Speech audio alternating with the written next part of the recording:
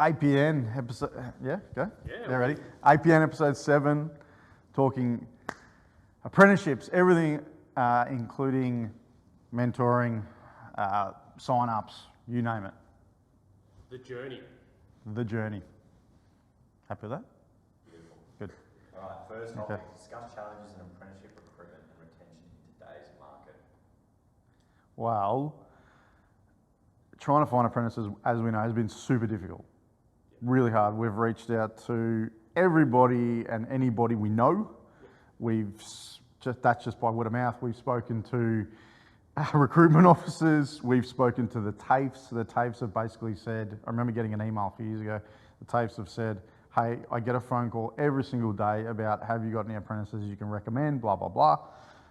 They ended up making a list, you know, basically put your name down, and if there's anybody that we think or has come along in our pre-apprenticeship program that's looking for somebody, we'll put them onto you. Basically, we've just gone down the recruitment side, so the MEGTs and there might be other people, I'm not sure, but we focused on MEGT. And there you put up your inquiry saying that you're interested, you have a position for, you know, such and such, 1 through to 4 years, and you get replies. That's basically how we've found most of our apprentices, because other than word of mouth, it's been really, really difficult. Yeah, well that's where I was going to go on. It was we've obviously got them from, remember we've tried Seek, we've tried MEGT, we've tried word of mouth. We've had issues on all levels, getting good guys in, and you know, even just burning through apprentices, guys just not fitting into our culture and our actual team, which, you know, you sort of pick up pretty quickly. But I think it's as you said, our most success has really come from MEGT. Like, that's putting us down as, you know, looking for an apprentice of this. You've had a good amount of resumes come through, and obviously you can filter through. Realistically, when the ones that actually want the job and keep contacting you, I think that's the main focus to get. But once again, I think we've sort of learnt along the way, just throwing a kid on, you know, 2 weeks, they're sort of gone again, that type of thing. There's not a lot of consistency with it, whereas in the interview process, I mean, you're, as we know, on the trusting one, then you're the one who just sees it straight through. So I think everyone's just going to be, yep, sweet, come in, work hard, do the job properly, whereas you're quite good at actually reading them.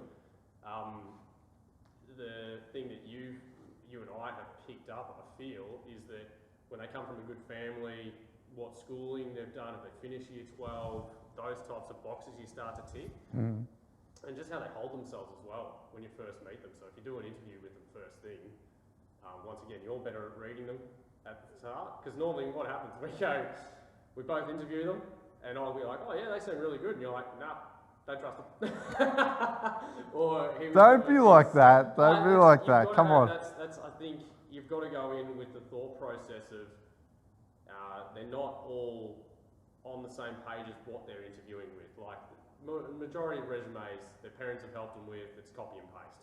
So trying to actually read the kid and what type of character they have, or they can gaslight you at the start as well. So I don't know. I actually don't know what that means. Gaslight? Yeah. Like, I'm not up with that. Come up with like a false persona or something? Okay. Yeah. Okay. So mistruth. Yeah. Okay. So, you know, like when someone comes in and tells you that they've done this, and this, and we now know that, I've done this many apartments, I've done that. Usually it's probably down here what they've actually done. They're just trying to promote themselves up better and better. Yep. But I think, on that apprenticeship side of things, realistically, we've had the most success for MEGT. Yeah, we have. Yeah. Yes, we have. 100%. And I mean, then you go on the path of a mature age compared to obviously an 18-year-old straight out of school. It doesn't really change anything. Really, the age didn't really matter. Well, I don't know, it sort of does to a degree. When they're telling us a mature age is, what, 21. 21. That's not a mature age, I'm sorry. No. That is not a mature age. I'd probably agree with that, because when we get, we've had a 27-year-old come on as opposed to a 21-year-old. Well, we've had a lot more success with the 27-year-old because they are actually mature. They actually realise they've got to get this done to. They've worked, they've lived, they've travelled, they've saved, they haven't saved, they've Correct. rented, they haven't rented. Yeah. That's mature. Yeah. Not somebody who's 3 years out of school. Yeah, correct. I'm sorry, but No, it's just not. No, but I think I agree with that completely. So that taking on a maturer age, if you were going to, I would probably be wanting someone to be at least sort of that 25 to 27 mark, unless they're sort of a 22-year-old that's gone through a previous trade and gone, well, you know what, they've completed their other trade, just to show they can stick with something. Yep. But at the same time, someone coming out of another apprenticeship where they just haven't liked the trade and then go into it, that's when you sit there and go, you know what, maybe he's a mature age as a 22-year-old, 23-year-old. But if they're straight out of school, they've just worked at your McDonald's, your Bunnings, that type of thing, realistically, unless they've gone and travelled the world and got robbed and, you know, lived a little, they're not really of the mindset of a mature age. Well, they haven't been in the construction industry most of the time. Correct. It's a big adjustment. Yeah. Like, let's be honest. You're walking into a labour-intensive job where you're being put into some seriously awkward situations, e.g. under a house, in a roof, working above your head on a ladder, plenty of, you know, in a mud-filled pit. You know, now you're dealing with sewage. Yep. You've never dealt with sewage before. No. And you're 21 and you've done nothing but work and have a good time, or you flip burgers, or you've done anything. You've worked in a call centre. Doesn't matter. All walks of life. I'm not saying other jobs are not intense. No. But this is unique. Plumbing is unique. Yeah. Not to say it's not good. I enjoy it. Yeah. You enjoy it. Yeah. But what we don't really get to understand, and there's no time for them to adjust, because they need to be at a level straight away. And this is hopefully what APN can bring and help them with, to get them to understand, and for us to be a sounding board for them, for their worries and, you know, what we can give them to be ready day one. We can give them a decent snapshot day one of what they're going to have to be required to do. Yeah. But they really don't know. They're like, oh, I think I could be a plumber because such and such is doing it, or because such and such is old man or mum is part of a plumbing company or whatever, right? They don't really know what's involved. I definitely didn't really know what was involved. No. I mean, what was the funniest thing you did on your first year? Like your first couple of months, what was the stupidest thing you did as an apprentice? I remember the bloke telling me off because, oh God, it was bad. I put the ladder, I feel so bad about it now, and I was a bit of a smart ass to him afterwards. I really apologise about that. I put the ladder, double-storey ladder, at the top of a Victorian house at the front veranda, right? I put the little rubber bits of the extended part of the ladder up on the fascia, at the tip of the fascia. So fascia's here, and the ladder was just touching, wasn't on the fascia. And he was going to get up it. Yeah. And he goes, oh, it's not even on the fascia. Like, he's yelling at me. I'm like, oh, well. He's like, oh, well. He goes, he's about to have, his wife was pregnant at the time and all this other stuff. Like, you think about that now, mate. You think about that now. That ladder could have just gone straight through a window. Yeah. Anything. He could have fallen. He was, you know, 2 stories up. Yeah. Well, that and copper, flaring copper the wrong way. The flaring tool. The flaring tool, you hit the flaring tool down, the copper's under here. Yeah. I had it flipped the other way, I was hitting the copper.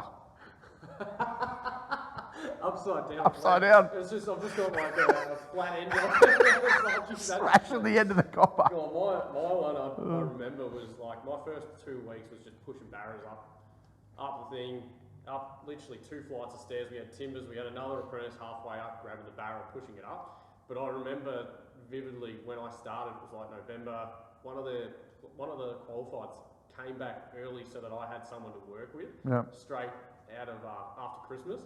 And he's come back, and I remember our first day, we're doing like just doing a gas line up to a ducted heater in a roof space, and I've gone copper. Copper. But I was just bringing up the stuff to him, helping him. We pop the tiles. Okay. He's in the roof space. I'm coming up, and he says to me, he's like, same as what we say to everyone is, don't stand here, stand on the timbers only. And his words were, you know what, just don't get in the roof space. me trying to be eager, thinking I was helping him. He was over the other side. I've just like slung in and then got straight through the roof. Hanging on the truss. You've got this thing of an Indian lady comes running in. I've got my legs dangling, holding on by one arm onto the truss. And it's literally just plastered down on the bed. And then we're trying to call my boss, who's I've been there for like 2 months. And I'm like trying to buy plaster, fix that roof. Patch it up. 18-year-old patching plaster. Yeah, I would have done a real good job. Oh yeah. Anyway, that was probably a forgiving moment from my boss. But we've had that with our apprentices where, you know, second story and they've gone and put their foot through Just it. the heel. Yeah. The heel straight through. So I think like growing with apprentices is, you know, they're all going to stuff up at some stage, and we all do. You stuff up as a qualified too. There's plenty of things. But I think there's, you know, how do you think we've gone dealing with the stuff ups? Like, you know how easy it is to blow a gasket over it and stuff like that. Like we had 2 separate occasions where 2 separate apprentices have put their feet on the roof space. The plaster and cracked them. And then gone, and you're going. Well, it depends. If there's a genuine mistake, and it's not something that you would imagine would happen again, or you feel for them that it happened, you're like, man, how did you even, how, you know, rather than how did you actually manage to do that? And, you know, get the fire within and start feeling like you want to berate them. It's 2 different sides. 100% it's 2 different sides. And everybody knows that. Everybody knows that you can't just tell them off, berate them. They don't learn from that. I think they will not learn from that. I think there's 2 ways of it though. The same thing, like the first time, as you said, it's like, you know, it obviously affects how the job's going, momentum of moving the job forward, the speed of the job, the cost of the job when they stuff something up, and then you can't obviously charge for it just because of the pure fact it's, you know, genuine stuff up on the job. But when it gets the first time, it's like, okay, we'll deal with it. Once it's the second time, it's a bit like, come on, man, get it together. But when you're like on the 3rd and 4th time, I think that's when you know, we've had it where guys, it just doesn't get through. So whether or not you can hang on to them based on these things, that's the challenge of it. I feel from an employer's perspective, from an apprentice perspective. I mean, no one's really going out there to stuff up. So no. From the apprentice perspective, like we've all stuffed up. Like I remember bloody I was grinding channel grates, the masonite ones basically, like the concrete ones, and I'd done about, it was in an apartment block and I was up to about the 20th or something like that. And I'd been facing the other way out into the garden bed, grinding it, and just like one brain fart of me turning around with the grinder to cut it, and I've just like shot everything into the actual brand new double glazed windows. And I still remember just calling my boss and going, well, you know, if you need to fire me, I understand. And it's that you know, the guilt trip of you going, well, when you actually care enough about it, you'll understand from their perspective of, like, I think I did 2 or 3 Saturdays for free because I did that. I'm just going, well, the whole cost of us doing this job, I've just, you know, thrown that out the window. It's pointless me even being here, basically. So I think from an apprenticeship point of view, you're not there to stuff up, obviously, but when you do stuff up, you've got to have some type of guilt for it and actually care about the job enough to be like, not, oh yeah, I'll just get there tomorrow, or, oh. You've got to learn from that too. As an apprentice, you've got to go, wow, okay, next time I'll put up ram board or something. I'll get a towel. I'll do something. Something that I didn't do this time that's going to change the outcome. You know, to the benefit of me. Because I don't want to get berated again. No. Right? There's definitely not. But I think that's the main thing is when you do stuff up as an apprentice. I mean, that's what I'm just trying to reiterate. It's like, well, if you actually have a care factor of I really didn't mean to do that. I'll go back and fix this. I'll do it in my own time. You know, actually caring about, like, you've just cost your company X amount of dollars by doing that. You've been on site, you're getting paid to be there, which I know it's a reduced rate because you're an apprentice and you're learning and everything along that. But if your boss isn't actually generally making you go and buy and pay for it yourself, like what happened to us, when you stuff something up, it was like, oh well, go foot the bill. Whereas now it's a lot more, we tend to cover it, but whether the care's there or not, to actually go, well, okay, if he's going to cover that and look after me that way, maybe I should go and actually fix this in my own time style of things. And now being a business owner, well, co-owner, you know what I mean. There's the onset cost of that, which nobody ever understands. That lady that you fell through her ceiling, she then goes and tells 10, 15 other people, right? Because she'll tell 5 people, right? She'll tell 3 people. Those people will tell another 3 people, and another. Like it'll get around to about 15 people roughly. Don't use you guys. Because did you hear such and such fell through the roof? 100%. I just felt more bad. They sent the youngest staff member they had, the most inexperienced. Like it'll just be the worst experience. By the time the 14th, 15th person hears it, it's the worst experience of all time. You have got the most tainted name going around. Literally. That's what everybody doesn't understand. Doesn't think about. They might think about, oh geez, I've got to save my neck here. What can I tell the boss? Blah, blah, blah. You know, how can I sugarcoat it that it's not that bad? But really, it's pretty bad in the scheme of things. Because they're just thinking about number one. And I get that. I've been an apprentice. Everybody has. It's qualified. At some stage, we've all been in that position. I'm not saying I haven't. You're going to have a much better experience, employer-apprentice relationship if you just call them and say, hey, this has happened. Hey, this has happened. Because they can trust you. If you don't do that and you continually get a call from your boss, they say, what happened here? And they're continually asking you after the fact, how long do you reckon that's going to last for? Well, that's it. The employer is not going to put up with that at all. So, APN-wise, we can give as much positive reinforcement to an apprentice as possible. We can guide them on the right path forward, how they should conduct themselves in a situation. We can do scenarios, we can do whatever to prepare them for the workforce. Well, I think also though from an employer-based thing, when an apprentice doesn't feel that they can come forward, maybe that's because of communications you've had with them previously. Having a pretty good relationship with an apprentice, I mean, majority of ours we do. We get along with them 100%. pretty well. But that doesn't mean they still don't hide things from us. So trying to get them to actually come forward and tell you about their mistakes is something that we do early because we want to obviously, as soon as it happens, you want to be able to adjust to it and rectify the situation before it gets out of hand.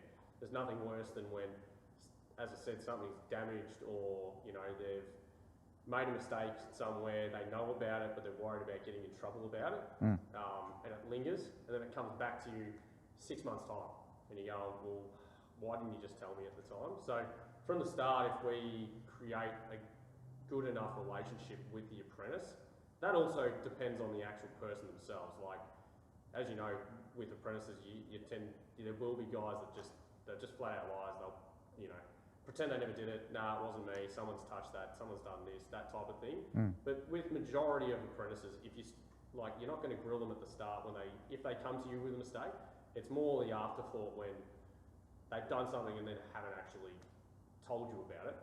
That's when you start to get the anger. But APN can guide an apprentice as to what they can do to safeguard themselves and their boss. We can give them 100 different ideas of how that relationship can grow. Well, it's also like the simple thing of them taking photos of their work. Like 100%. One, if you're taking photos of your work, generally you've got some pride in it. You actually think you've done a good job. Two, from our perspective, we've got something that you know, if the builder or client comes back and has a go at us, well, it's like, well, no, they've actually done this. Someone has damaged it, or, you know, we've got measurements of flush pipes, we've got measurements of water points and things like that. Someone has actually moved this. You know, it gives us because we want to go into bat for them. You don't want to be like, receive a phone call and then go, oh, straight to the apprentice and go, well, what have you done here? Why have you done that? Whereas, you know, little safeguards like that, it just helps you protect them. Because as you know, like there's nothing worse than when a builder speaks to you and then you're giving a second-hand message now because the builder didn't speak to the apprentice or something like that. You always want when that happens to be able to go on the front foot and go, well, actually, no, this is correct. So that you can, you know, back your employees in. How could we improve the industry and promote it more? I honestly, my personal feel without going... With apprentices, yeah? Yeah, with apprentices, without taking too much away from anybody else. Have you seen those adverts for the army? Or the ones for the, what are they called? The reserve, the Army Reserve? Yeah. They pump out nothing but great promotion. Yeah. Right? What you can achieve working in a team, getting in a tank, running through fields, heaps of stuff. Yep. Right? We don't do any of that. No. We do not promote the industry at all, other than amongst plumbers. Yeah. Plumbing, it's World Plumbing Day. Yep. Happy World Plumbing Day. I only knew that because it was on the radio. Yeah. I saw it on like social media and stuff, but I know you're not doing it. I'm not massive on that, but Yeah. that's the only reason. Yeah. That's the only reason I knew. Yeah. And I'm in the industry, I'm a qualified plumber, I had no idea. Yeah. That's really sad. Yeah. It should be blasted over everywhere. Yeah, well, I think, well... For I mean, apprentices, they don't know that. They don't know anything about our job. Yeah. That anybody at school has no idea what a plumber actually does. Yeah. They don't understand the intricacies, like where you can go with it. Yeah. You know, when I started, I was just doing homes. Yeah. Now I'm doing fire stations, Yeah. airports, Yeah. big high-rise. Yep. Like there are so many avenues, but nobody understands that. Nobody understands that you're going to get a lot of satisfaction from what you do. Yeah. Seeing a finished product. Yeah. Well, watching the stages go through, 100%. It's just like your drainage, when you do large drainage. I don't know, well, people who don't do it, probably they don't get the same thing, but when you do like an actual massive detention system, In ground. there's nothing better than actually going back at the fit-off stage and everything's poured, and for some reason you just actually go and just stare at the pits. Well, I do anyway. A bit of a weirdo in that regard. You are a bit of a weirdo in that, Well, yes. I will be honest, there's nothing better than actually... To put it mildly, yes, you're a bit of a weirdo with that. But Yeah. when you actually like go and look at your work at the after point, and you actually get to watch how it's actually working correctly because of all like how it's been done, that is something that I think promoting, you know, well, especially with social media and stuff. I mean, we've got people in the industry that do really well with promoting it, but from a higher up sort of perspective, you're right. There isn't actually a lot of like. There's no promotion of the industry itself. I mean, how did you get your apprenticeship? It was through... I was by luck. I was at an old job. There was an office job. Yep. Who a plumber was ringing the office for their services. Yeah. I walked in. It was by chance. I came home from a 3-month holiday. Yep. Just came to see them, say g'day. I'm back. How you going? Missed you guys. He goes, I've got a guy here who's interested in an apprenticeship. Would you be interested in having a phone call? Yeah, absolutely. Give him my number. Yeah. And what made you want to be a plumber at that time, though? I wanted to do something that was completely different and that I knew was different 5 days a week. Yeah. Right? Hot water service, guttering, rough-ins, fit-offs, what else? Heating and cooling if you want. Yeah. There's a plethora of jobs you can do. Yeah. You're not pigeonholed. We see, well, I got my apprenticeship, as you know, through football. Basically, it was like, went to the football club as a 17-year-old and there was Sparky, Chippy, plumber, and the plumber literally just came up to me. He's like, oh, you're starting with me next year. That was it. And I was like, oh, whatever, I'll just get into that. So there wasn't really from a, you know, guidance. There wasn't like I'd seen anything that made me go, oh, I want to do plumbing. It was purely just based on the fact that someone was like, oh, you're just going to do this. What about school? Your career We did coordinator, what did they say? Did they say to anybody, do a trade? No, well, that's the same thing. So like from a plumbing perspective, you obviously, majority of guys who are doing plumbing now, I would say they did like a woodworking course at school. Now my So school, the basics. yeah, for the basics, but so which leads everyone to go, oh, I'll be a carpenter. Whereas my school actually, they had a metalworking course, but they actually dropped it in year after year 11. Okay. So, which I actually was quite fond of it. Like that was actually teaching you how to weld, those types of things. So like school-based, if you actually look at it, it's always woodwork. There's We had woodwork, metalwork, but I didn't continue it. But for example, like the metalwork, it really drops off. Okay. So in most schools, so even if there's that type of push from our industry into the schools to try and get like your metalworks, people actually working with like welds and things like that, you might actually bring through more people into the industry, and that's based on schooling again. But you know, someone's got to want to do it to actually. Well, it's not glamorous. It's not a glamorous job. No, what do you mean? Yeah, get your top off, whatever. Do you know what I mean? Like, that's why there's no promotion, because it's not glamorous. Yeah. But if you showed a person, okay, a young person even to start with, these are the avenues you could go. You could travel the world. You can use this anywhere. It's not promoted. Nobody thinks of it like that. No. They just think of a dunny diver working with sewage all day. Yeah. I can tell you, it's not like that all day. I thought you wanted to bring finish us this. together, my man. Shut up with the fucking fingers. You and the fingers, fair dinkum. Fair dinkum. Very different time from the Oh my God. What, this? He's very chilled now. He's not. I'll do it. Yeah, whatever. I got this. Yeah, so to wrap up, I think it's got to start from when they're a young age, personally, to make them more aware of what the industry is, right? Where you can go, what you can do. If you bring the education forward, e.g. year 11, year 12, I know they do VCAL, I understand that, but if you can prepare them in, say, year 10 and say, these are the avenues you're going to come across, you can direct yourself in a number of ways, and you've got your whole entire adult life to do it. You don't have to be pigeonholed now. I think that's going to open up to a much wider base of apprentices. Yeah. Make them understand what it is. Make them understand what's involved. Bring them on more than just a week or 2 days on. Yeah. Give them more work experience than 1 week. Like, let them engross themselves. Give them a month. Yeah. Give them a month from school to engross themselves into an apprenticeship. Yeah. Well, I think Understand what it's about. I honestly think from the school perspective though, is obviously, as I said before, we sort of push into the woodworking and the carpentry, set them up to basically be carpenters.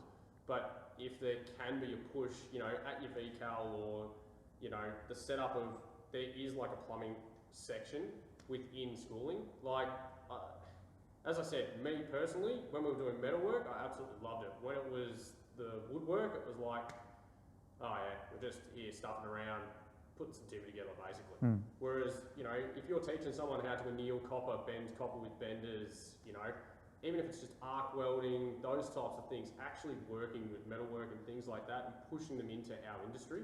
I think if there's a push from our industry into the schools to do that and actually try and get a section going with that, I think that'll promote our industry, but at the same time it'll, because there's obviously not enough apprentices coming through. 100%, there's such a shortage. It'll promote kids from going, oh, I'm just going to be a chippy, to, oh, actually, maybe I want to be a plumber. So I think personally, if we can push it more into the schools, I think it'll really help our industry in the long term. And you've got to promote the benefits of it. The mental health benefits are great. You're working inside, outside, with people, without people. You know, most of the time you're in a team. Yeah. That's a massive benefit going forward in today's society. Yeah. You know, bounce ideas off each other. Like you and I, we worked together for how long? Yeah. Like 8 years or something? Yeah, long time. Yeah, it was great. Yeah. Probably some of the best times. Yeah, you know, yeah. Some of the videos. we've got to, you know, that's not promoted enough. Yeah. It's really not. No. Going forward, it's got to be promoted in a positive light. It's actually just got to be promoted because it's not. Yeah, definitely. Simple. Yep. Bring us all together, Ev. Yes. Done.